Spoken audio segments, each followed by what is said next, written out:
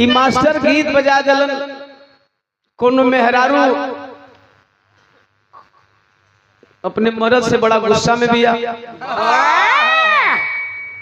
मेहरानू के बड़ी तकलीफ में मर्द घरे रह तब्बो खुशी बहरा रहा तब्बो दूरे रहा तब्बो पंजरा रहा तब्बो तकलीफे अगर मर्द घरे बा त कुछ आई मुंह फकौनो घर ही रहबो का भइले तो के लौकत नहीं के बगलवा वाली लहंगा पहले बा अरे कमाईबा तबे न लहंगा खरीदबा मर्द पहुंच गई बहरा फोन करे लगल 3 महीना बाद हेलो अइबा ना का मर्दा कहता करे का करे रे कहती है रोहिणी आ गई अइबा ना तो बियड़ा का घास जमता कोनो दूसर जोत दी हाँ सब मर्द कला समय नहीं ले 3 महीना भइल दूसरे ले जोतवाओ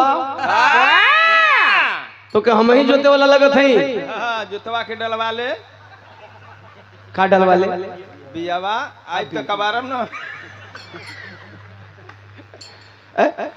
मेहरारू गुस्सा में लाले मुंह फुकौनो कब आइबो कलस आदरा में आवत हरी तनी खेत में नमी होखे दे आदरा नियर आइल मरद आई गई बिया हुआ कबार उबार के अपन रोप देहलस अब पैसा कमाइल खत्म अब दूसर की मेहरारू अब कहती आए मुंह फुकौनो अच्छा मेहरारून को सबसे ज्यादा परेशानी पड़ोसिन से रुचि पड़ोसिन से सबसे ज्यादा परेशानी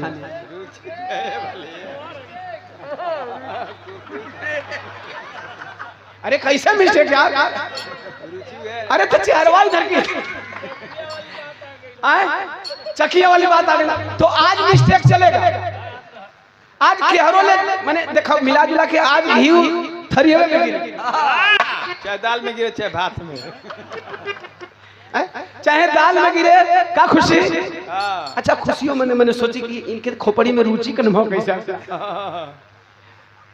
सही बात दिमाग है यार सही बात कहा ये जय कितने छुपावला जोन खोपड़ी में रहता हूँ ना कहा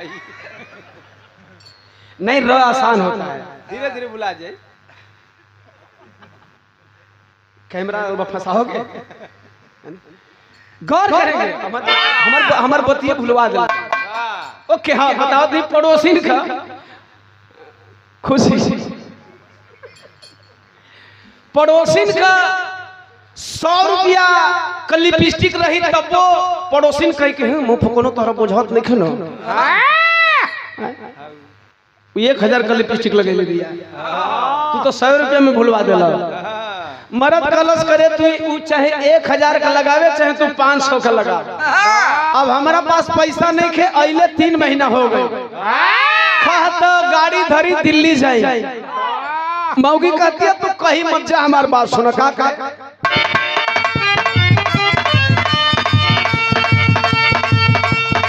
कहा भैया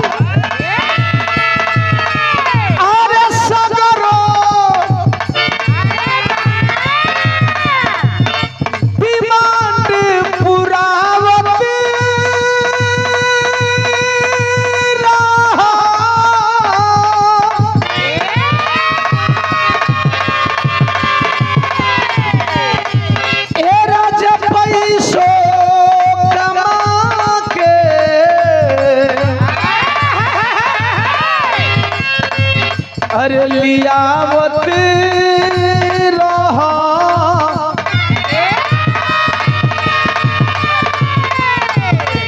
दूर जन जाए के हमसे कहा हमरो हियरवा जुड़ावत रहा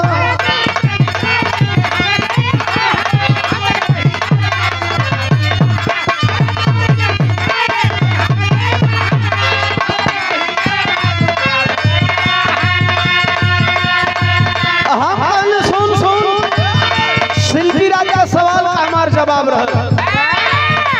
लोगों का प्यार रहल वर्ल्ड वाइड 41वें नंबर पे इंस्टा पे ट्रेंड कैलस अभी हम कल सुन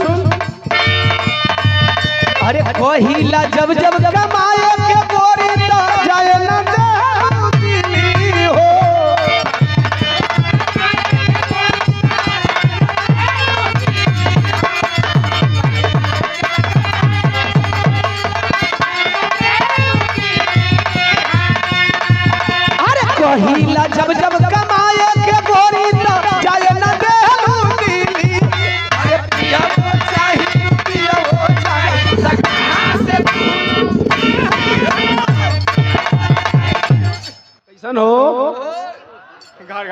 कैसे तो आज तनी मेहनत करे के बाद बतेबे के लिए जिंदगी में पहली बार दाएं मेहरारू बाएं मेहरारू।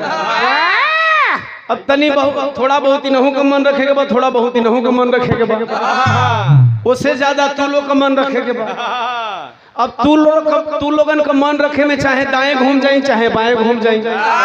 और एक्चुअली मैं वो कलाकार हूँ कि अगर दोनों साइड में मंच रहता है तो मैं यही चाहता हूँ कि जमाने वालों को न लगे कि ओम प्रकाश दीवाना का किसी से अनबन है क्या भाई। चूंकि हम कलाकार हैं, मेरे लिए दोनों कलाकार बराबर। कोट कोट कैसन हल्ला मचाओ थोलो, तनी मनी हवा लगा पूरा ना हो गई ना। अबे नहीं क्या भाई, नहीं नहीं, ये खाली यूट्यूबर हल्ला कर रहे हैं। तो फरिया गए हुई अबे नहीं क्या हो नहीं, यूट्यूबर लोग का तो अगर ये लोग का फरिया गए तो ना हो, फरिया गए ना हो। अरे हम तो जानते कि तू लोग का फरिया गए महाराज, हवा वाला लग गई। अब है ना छक्के करके कर मन दोबारा हिलवावे के बाद नहीं नहीं सब कर मन बा। ऐसे तो हम हिलाते रहिए, तू ही लोग चिल्लाए लगला। तो हम सोच रहे कोनो तकलीफ का आदमी या तो मजा में चिल्लाला नहीं तो सजा में चिल्लाला। ये बताओ लोग सजा में चिल्ला दोला कि मजा में? मजा में। अच्छा हम हिलावत ही तो तू लोग के मजा आवत है। अरे वाह भाई, ये खुशी ये लोग के मजा आवत है, हिला दी खुशी रुचि खुशी कह दिलिए। बताओ ये लोग के मजा आवत है, हिला दी। अच्छा दोनों लड़कियों का मूड अलग है। अच्छा सावन ले भादो कम काहे बात यो है। अब एक बार और तू लग कैसा से अब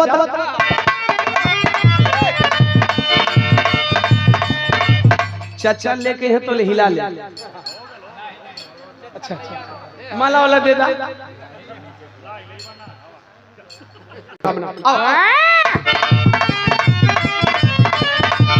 अरे कोहिला जब जब कमाए के गोरी ना जाए न देहलू दिली हो।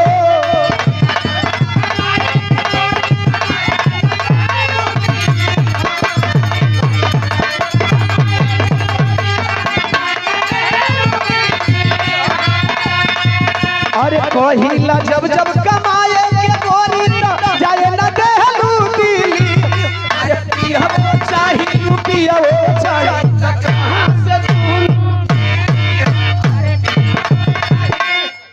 अब ऐसे आगे ना। अरे हम आदमी यही गर्मी हमरों के लगता